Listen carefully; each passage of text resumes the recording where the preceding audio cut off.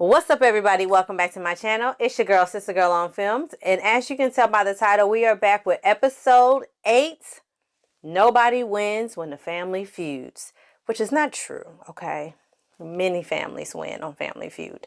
Anyway. Oh, brother, this guy stinks! Stupid. So if you're interested in my thoughts on this latest episode of Bel-Air, then stay right there. We're going to get right into this review. Hey, Sister Girl on Films, you don't want to miss a thing. Better stay tuned in. So lay back, get into the vibe, in the mood. Real reviews from a sister's point of view. Trailer reactions, movies and TV. So entertaining and authentic, believe me. So roll that footage, I'm ready to chill. Time to hang out with my sister girl. Hey, Sister Girl on Films. Hey, Sister Girl on Films. Hey.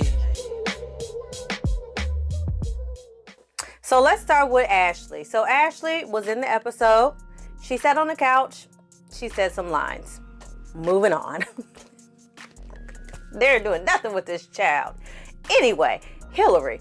So Hillary is facing her moral dilemma of her whole viral, what is it, thought chef, naked chef, ratchet chef, something, you know, she naked and bacon. I don't know, naked bacon.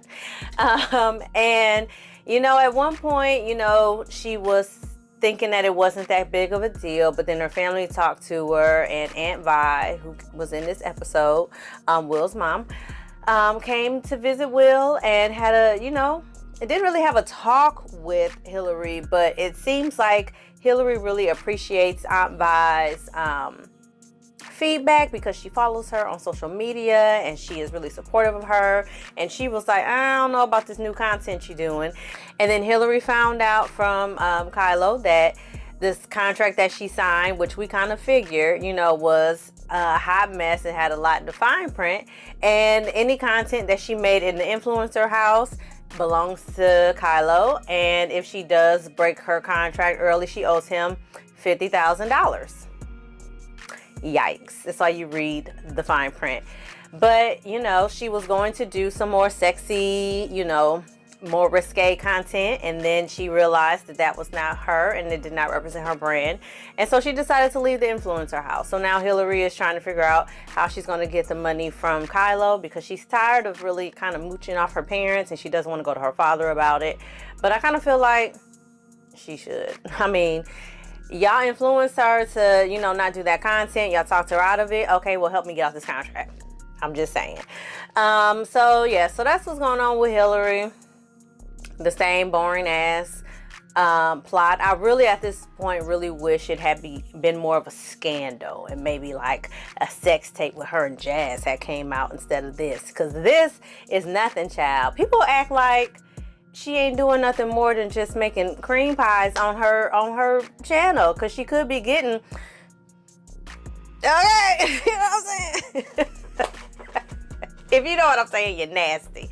Anyway, moving on. Let's go to Will, which is kind of crazy because he's supposed to be the star of the show, but he's like not really that important. But so Will is starting to have questions about his father's whereabouts. Now, I'm not feeling the fact that we are introduced to the Will and his father plot line now, because it was later on in the episodes on Fresh Prince. So I feel like y'all are just trying to smush everything into this first season, like every major plot point.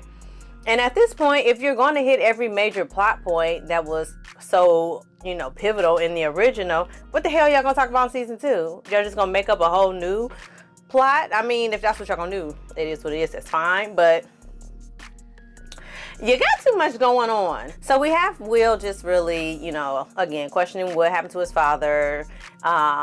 He wants to find out more about him, so he talks to Jeffrey and asks Jeffrey to, you know, dig up some dirt on old Lou, you know, and help him find his father.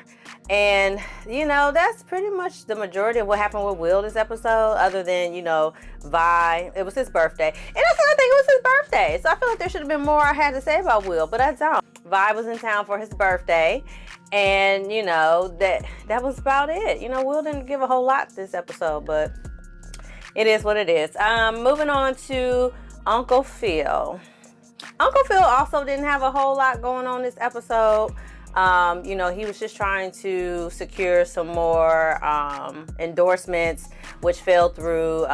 The senator, I believe he was senator or whatever this guy was, politician that he was trying to get an endorsement from, pretty much was like, look, your family is doing the most. Your daughter on social media showing her TNA.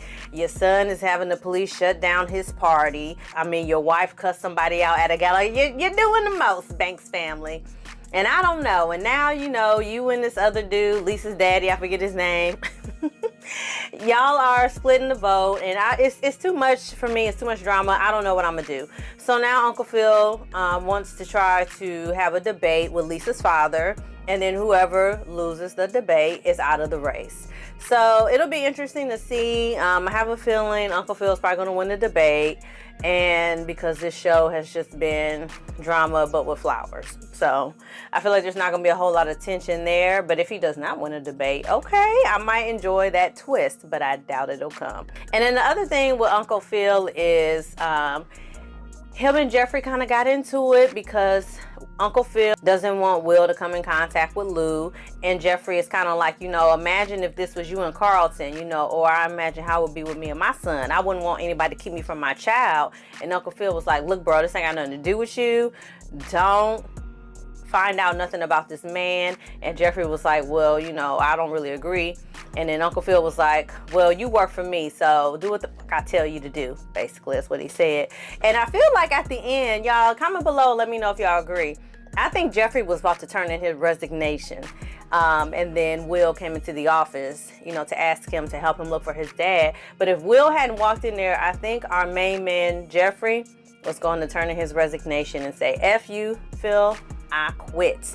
So let me know if you think that's what that letter was. That's what I think it was. But we might not ever know, or we might find out in the next episode. Who knows? So Viv and Vi. So I feel like in the original they did have a little bit of beef, but they really turned it up for me this time around.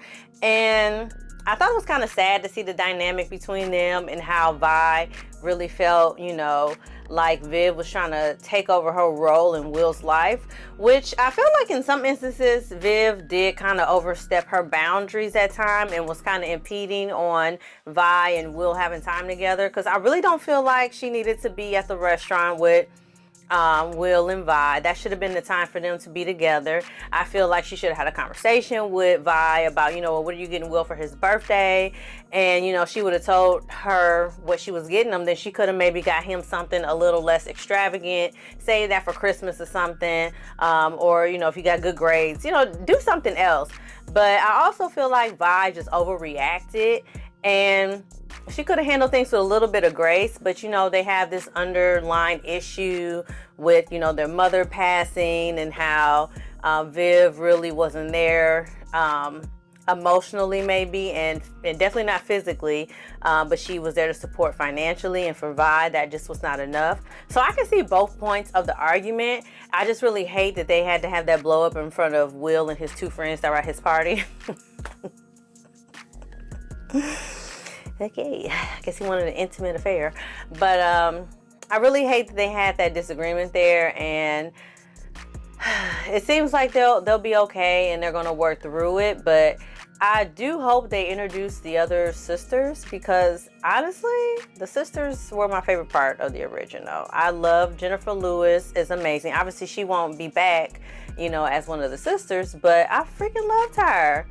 And I forget the other sisters' name. I don't know any of the sisters' names, honey. But I love the sisters, and I love their dynamic, and I loved how they interacted with each other and with their husbands. And I really hope they introduce them. They haven't talked about other sisters, so I feel like it's not going to be a thing, which will really suck. But we shall see. There's a whole nother season, so ain't no telling what they're going to do. And last but not least, y'all, I can't believe I'm about to say this, honey. My favorite character, okay, is Carlton. Carlton. Like, why couldn't every character in this show just be written like Carlton?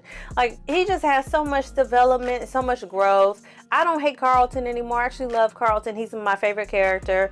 I love how when Vi greeted Carlton, and the first thing she did was tell him how handsome he was, and then talked about how proud she was of how well he was doing in school. I feel like that meant a lot to him, because it kind of seems like he feels like he's under so much pressure to kind of be the perfect son for the Banks family and be the perfect example of the role model black kid in the all white, you know, predominantly white school.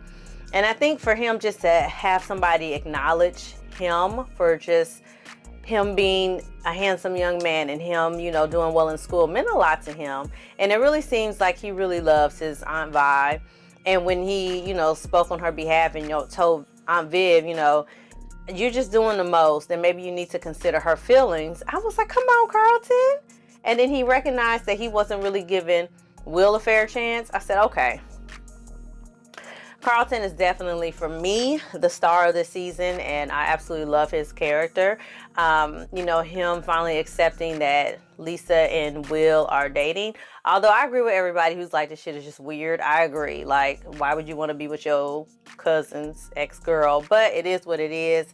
I think Carlton feels like it is what it is. And I'm excited to see what they'll continue to do with his character. Hopefully they don't stop developing his character after this, because I really enjoy Carlton. He literally is my favorite character in this show. So yeah, y'all, I know this was kind of a shorter recap review, but this episode just wasn't given a whole lot. We didn't find out nothing more about Reed. Aunt Viv is still doing her painting. Uncle Phil is not necessarily in favor of it because he knows how obsessive and how much her painting takes away from her, and he's just kind of concerned about how it will impact her. But again, that's one of those secondary plots that I really don't give a shit about, so I didn't put a lot of effort into it. I would much rather there be a tawdry affair with Reed than her worrying about her painting, but that's just me. So let me know in the comments below if you are still hanging in there, okay? If you are still watching Bel-Air, how are you feeling about it, y'all? We are almost done. It's only 11 episodes. We're on episode 8.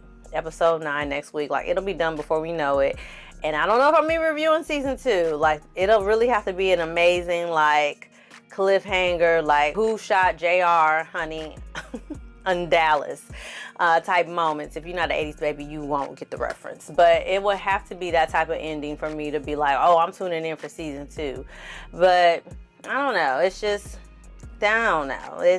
It's not doing enough, but then at the same time it's doing too much, and it's kind of all over the place, but then it ain't going nowhere. It's just a lot. So let me know in the comments below how you're feeling about Bel-Air, and if you liked this episode and you didn't, and what do you think is going to happen with the rest of the season. And as always, y'all, like this video, share this video, subscribe to my channel, and I'm going to see y'all next time for something else. Thank y'all so much for y'all support, and I'm going to see y'all next time. I talk my shit and keep it honest, keep it independent. I hear them hating, but that's only cause they inconsistent. He said the weapon wouldn't prosper, now they wouldn't form. I'm about to golf, I hit the middle and it's good and warm. I got the $1 million motors, I've been getting to it. I got the shit that boost your ego when you listen to it.